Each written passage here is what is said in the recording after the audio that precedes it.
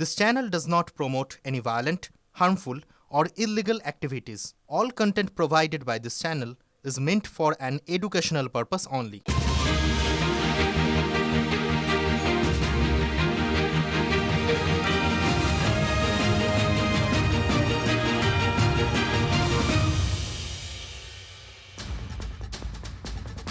বিচারকদের সন্দেহ করা বন্ধ করুন।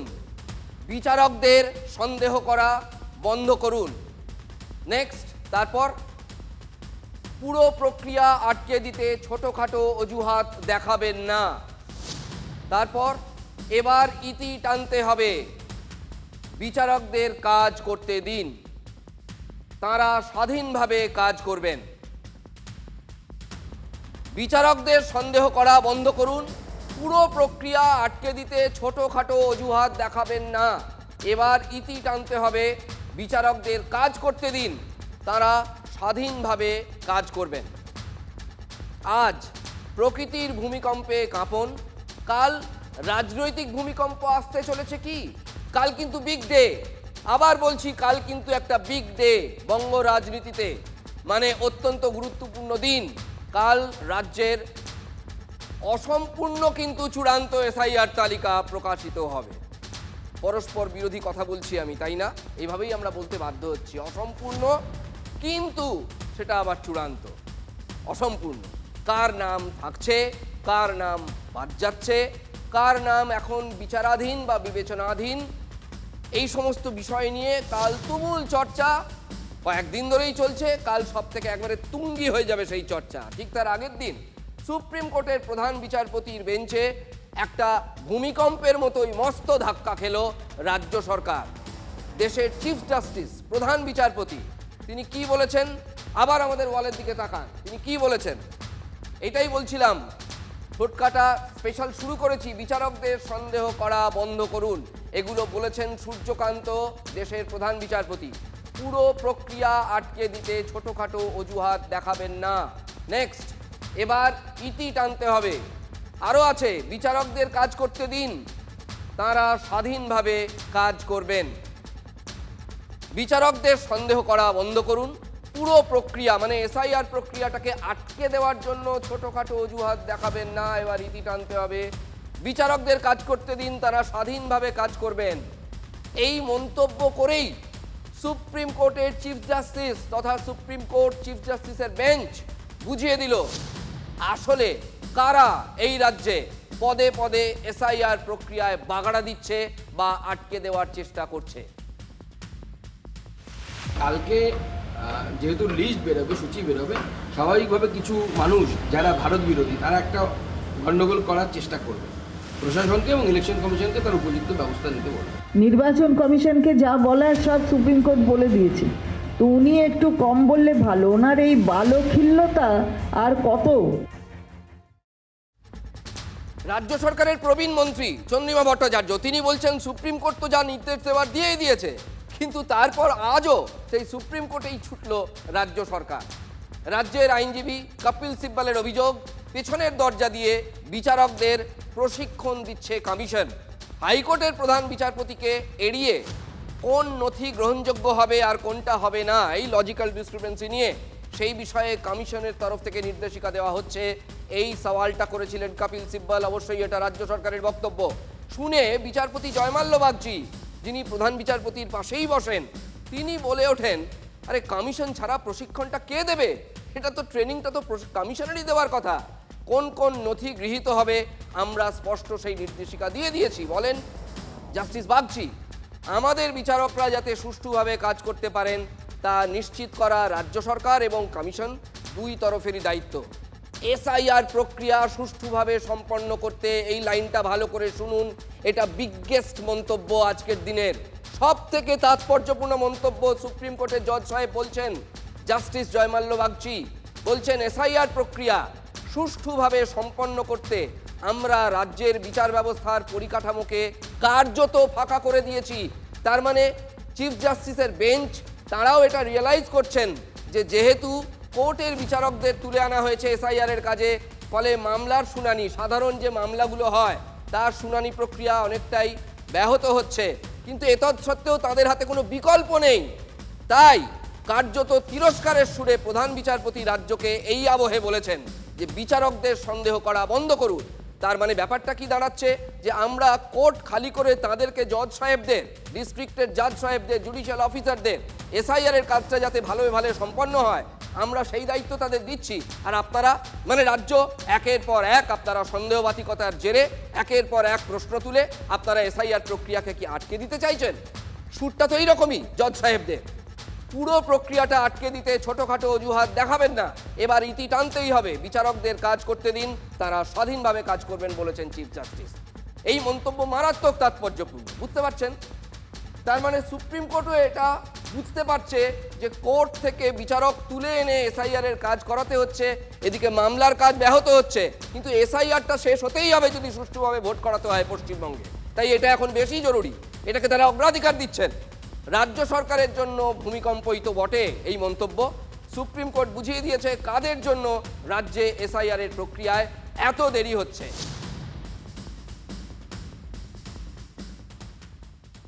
এখনো কি গাল ফর্সা টুকটুকে আছে নাকি রং বদলেছে? ওরালি সুপ্রিম কোর্ট যেটা বললো, সুপ্রিম কোর্ট ওরালি বললো যে অ্যাডজুডিকেট মানে জুডিশিয়াল অফিসাররা আমাদের ইনস্ট্রাকশন অনুযায়ী চলবে। কে কি ট্রেনিং দিচ্ছে কি না দিচ্ছে সেটা দেখার দরকার নেই। সামান্যতম লজ্জাবোধ থাকলে এসআইআর নিয়ে এবার বারবার করে সুপ্রিম কোর্টে যাওয়া বন্ধ করে। সুপ্রিম কোর্ট বলে দিয়েছেন যে যারা যেটা জুডিশিয়াল অফিসাররা করবেন সেটা মান্যতা দিতে হবে। দুটো রাজ্য আছে যেখানে এসআইআর হচ্ছে, যেখানে ভারতীয় জনতা পার্টির সরকার নেই, কেরালা এবং তামিলনাড়ু। কই সেখানে তো কোনো অশান্তির খবর নেই, সুপ্রিম কোর্টে যাওয়া নেই। শুধু এই রাজ্যে মাননীয় মুখ্যমন্ত্রীর শাসক দল ভয়ের আতঙ্ক এতখানি এদের গলা চিপে ধরেছে যেটা বারবার নির্বাচন এসআইআরকে নিয়ে সুপ্রিম কোর্টে যান, ঠাস ঠাস করে থাপ্পড় খেয়ে ফিরে আসেন। চাপ তো আছেই, মমতা বন্দ্যোপাধ্যায়ের সরকারের চাপ তো আছেই, না হলে রাজ্য সরকার বারবার সুপ্রিম কোর্টে ছুটে যাবে কেন এবং এক একবার এক একটা সওয়াল এক একটা যুক্তি কেন দেখাবে রাজ্য সরকারের তরফের আইনজীবীরা? মুখ্যমন্ত্রী নিজে সওয়াল করতে নেমে প্রচারে ঝড় তুলতে চাইবেন কেন? কিন্তু সুপ্রিম কোর্ট এ পর্যন্ত কার্যত একদিনও সরকারের কোনো অভিযোগই গুরুত্ব দিয়ে শোনেনি, শুনেছে কিন্তু সেভাবে পাত্তা দেয়নি বলতে বাধ্য হচ্ছি। সরকার কিন্তু বারবার ছুটে যাচ্ছে। মুখ্যমন্ত্রী নিজে মাইক্রো অবজারভারদের বিরুদ্ধে সওয়াল করেছেন, কিন্তু মাইক্রো অবজারভারদের ভূমিকা অস্বীকার করেনি সুপ্রিম কোর্ট, তাদেরকে সরায়নি সুপ্রিম কোর্ট। উল্টে 20শে ফেব্রুয়ারি নজিরবিহীনভাবে বিচারকদের নথি যাচাইয়ের দায়িত্ব দিয়েছেন সুপ্রিম কোর্টের চিফ জাস্টিস এবং তার বেঞ্চ। ঠিক তার 5 দিন পরে মুখ্যমন্ত্রীর কণ্ঠে একটা ভূমিকম্পের মতো এফেক্ট, শুনুন। আজকে এসআইআর চলছে, অনেকের ভোটাধিকার বাদ গেছে। 28 তারিখের তালিকায় যাদের নাম থাকবে না তার জন্য দায়ী মুখ্যমন্ত্রী হবে। বড় বড় নেতারা টিএমসি দেখুন, তাদের এলাকায় 50, 60, 70 হাজার করে নাম বাদ গেছে। তো আপনি ভাবতে পারেন 20-25% নাম যদি ভুয়ো থাকে, যারা জিতে এসছে তাহলে কার ভোটে জিতেছে? ন্যাচারালি সমস্যাটা ওদের। তাই এসআইআর ঘোষণা হতেই আর একদম টিকি খাড়া হয়ে গেছিল, শেষ হয়নি, হতে দিচ্ছে না, এখনো সেই একই গন্ডগোল চলছে। তো বোঝাই যাচ্ছে কার ক্ষতিটা হবে। প্রথমে 58 লাখ निकाल दिया, उसको बाद छुपा के लॉजिस्टिक डिस्क्रिपेंसी नाम पे 50 लाख नहीं वो 80 लाख होगा। अगर 20 लाख हम मतमे की बीच पकड़े तो 1,20 लाख लोगों का नाम बाद चला जाएगा। উস্কানি দাতা তো এখানে আছেন মমতা ব্যানার্জি, বহুবার উস্কানি দিয়ে এই রাজ্যে শান্তি নষ্ট করেছেন। তিনি এসআইআর কে প্রথম থেকে এনআরসি ইত্যাদি বলেছেন। ये लोगों ने छुपा के छुपा रुस्तम लोगों ने 1,20 लाख लोगों को नाम उतार दिया आफ्टर 14। 58 লক্ষ নাম ফর্ম ফিল আপে বাদ চলে গেছে, তারপরেও 1.5 কোটি লোককে নোটিশ করা হয়েছে। তার মধ্যে 50 লক্ষ লোক আসেনি, মানে 1,15,00,000 নাম তো গেলই। এরপরে যে নাম বাদ যাচ্ছে তার থেকেও বাদ যেতে পারে। বাকি ডিসপিউটেড যেটা আছে ধীরে ধীরে সমাধান হবে, সাপ্লিমেন্টারি লিস্টে এসে যাবে। যাদের কাছে বৈধ ডকুমেন্ট আছে তারা কেউ বাদ যাবে না, তারা ভোটার হিসেবে ভোট দেবে। যে মানুষ দেশের বিচার ব্যবস্থার প্রতি তার আস্থা নেই, নির্বাচন কমিশনের প্রতি আস্থা নেই, সেই মানুষের অভিযোগকে কতবার আমরা গুরুত্ব দেব? ये लोगों ने छुपा के छुपा रुस्तम लोगों ने 1,20 लाख लोगों को नाम उतार दिया মুখ্যমন্ত্রী বলছেন নির্বাচন কমিশন ষড়যন্ত্র করে বৈধ ভোটারদের নাম বাদ দিচ্ছে আমাদের রাজ্যে। আমাদের রাজ্যের এসআইআর প্রক্রিয়া নজরদারি করছে সুপ্রিম কোর্ট, বারবার সেখানে আবেদন করছে রাজ্য সরকার, আজও করেছে। কই কখনো তো এই ষড়যন্ত্র তত্ত্ব এজলাসে দাঁড়িয়ে বলছেন না রাজ্য সরকারের আইনজীবীরা? তাহলে কি এই কথাগুলো স্রেফ বাজার গরম করার জন্য রাজনীতির মঞ্চে বলা? এসআইআর পর্বে অশান্তি হয়েছে, কাল এসআইআর তালিকা প্রকাশের আগে সেই অশান্তির ভয় কিন্তু আরো বেড়ে যাচ্ছে। কালকে যেহেতু লিস্ট বেরোবে, সূচি বেরোবে, স্বাভাবিকভাবে কিছু মানুষ যারা ভারত বিরোধী তারা একটা গণ্ডগোল করার চেষ্টা করবে। তো উনি একটু কম বললে ভালো, ওনার এই বালখিল্যতা আর কত? বড় বড় নেতারা টিএমসি দেখুন, তাদের এলাকায় 50, 60, 70 হাজার করে নাম বাদ গেছে। তো আপনি ভাবতে পারেন 20-25% নাম যদি ভুয়ো থাকে, যারা জিতে এসছে তাহলে কার ভোটে জিতেছে? ন্যাচারালি সমস্যাটা ওদের। তাই এসআইআর ঘোষণা হতেই আর একদম টিকি খাড়া হয়ে গেছিল। যদি কোনো কারণে দেখেন যে বিজেপির চাপে নির্বাচন কমিশন জেনুইন ভোটারকে বাদ দিয়েছে, দয়া করে কোনো প্রভোকেশনে পা দেবেন না, উস্কানিতে পা দেবেন না, এদিকে ওদিকে ঝামেলা করবেন না। প্রচুর সেন্ট্রাল ফোর্স এসে গেছে। 28 তারিখের পরে যে অ্যানার্কির আশঙ্কা সবাই করছি আমরা, সেই জন্যই হয়তো ভারত সরকার বা ইলেকশন কমিশনের পক্ষ থেকে আগেই 240 কোম্পানি পাঠিয়ে দিচ্ছে। জন্য সবাই জানে কি এই যে প্রসেস চলছে সুপ্রিম কোর্টের নজরদারিতে চলছে, they are keeping track of everything. আমরা এনশিওর করব, আমরা পুরো জায়গায় প্রপার ডিপ্লয়মেন্ট রাখবো যেন পাবলিকে কোনো অসুবিধা না হয়, আর পাবলিকে যত আমরা সাহায্য করতে পারি ইন দ্য হোল প্রসেস আমরা সেটা দিই। এসআইআর নিশ্চিতভাবেই একটা বড় সংখ্যক নাম বাদ পড়তে চলেছে, এটা ধরে নিয়েই কি চাপে পড়ে যাচ্ছে রাজ্যের সরকার এবং প্রশাসকরা, মানে তৃণমূল শাসক দল? একটা আশঙ্কার জায়গা তৈরি হয়েছে। রাজ্যের শিক্ষামন্ত্রীও স্কুলে কেন্দ্রীয় বাহিনী থাকা নিয়ে কেন্দ্রকে নিশানা করেছেন। ব্রাত্য বসু প্রশ্ন তুলছেন, স্কুলগুলো কি ধর্মশালা? কেন্দ্রীয় সরকার যদি মনে করে থাকে যে স্কুলগুলোই একমাত্র হচ্ছে ধর্মশালা, সেটা কেন্দ্রীয় সরকারের মানে তারা স্কুল শিক্ষাকে কিভাবে দেখে সেটা দৃষ্টিভঙ্গির প্রশ্ন। তো আমাদের এসে থাকতেই পারেন, আমার মনে হয় কেন্দ্রীয় সরকার নিশ্চয়ই কেন্দ্রীয় তাদের বাহিনী কোথায় থাকবেন তা থাকার ক্ষেত্রে নিশ্চয়ই তাদের আলাদা ভাবনা আছে, কিন্তু এটার জন্য যদি রাজ্যে স্কুল শিক্ষা ব্যাহত হয় সেটা আমরা চাইবো না। স্কুলগুলোকে তো বার্তবাবু লাটে তুলে দিয়েছে, কয়েক হাজার স্কুল বন্ধ হয়ে গেছে। 8,000-এর বেশি স্কুল তো এমনি বন্ধ হয়ে যাবে যেখানে টিচারই নেই। তো সেখানে ফোর্স থাকুক, সেটাও তো সেন্ট্রাল গভর্নমেন্টের সর্বশিক্ষা অভিযানের টাকা স্কুল তৈরি, ওনারা তো করেননি।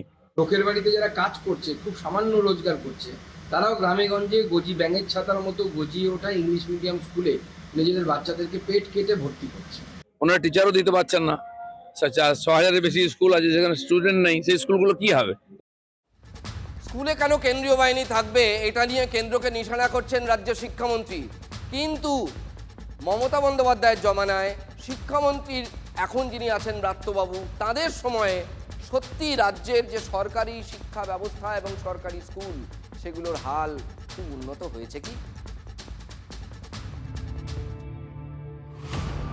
খড়গপুর ভারতী বিদ্যাপীঠ, যা প্রায় 1966 সালে তৈরি। 1966 থেকে 2026, যেখানে ছাত্রছাত্রীর সংখ্যা ছিল প্রায় 350-এর উপর।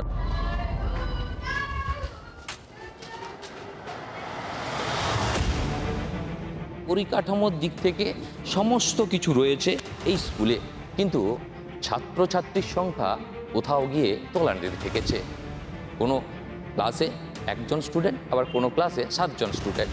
ক্লাস 5 থেকে ক্লাস 10 মোট ছাত্রছাত্রীর সংখ্যা 76 জন। এলাকাটা হচ্ছে আগে বাঙালি অধিষ্ঠিত এলাকা ছিল, এখন নন বেঙ্গলির সংখ্যাটা বেশি। স্কুলের অবস্থা এখন রানিংতে চলছে, নন বেঙ্গলি এলাকা। ছাত্রছাত্রী আমাদের মোটামুটি যেটুকু আছে 76 এই সেশনে। স্টুডেন্ট আমাদের আছে ছিল মেনলি, সত্যি কথা বলতে করোনার পর থেকে স্টুডেন্টটা কমে গেছে।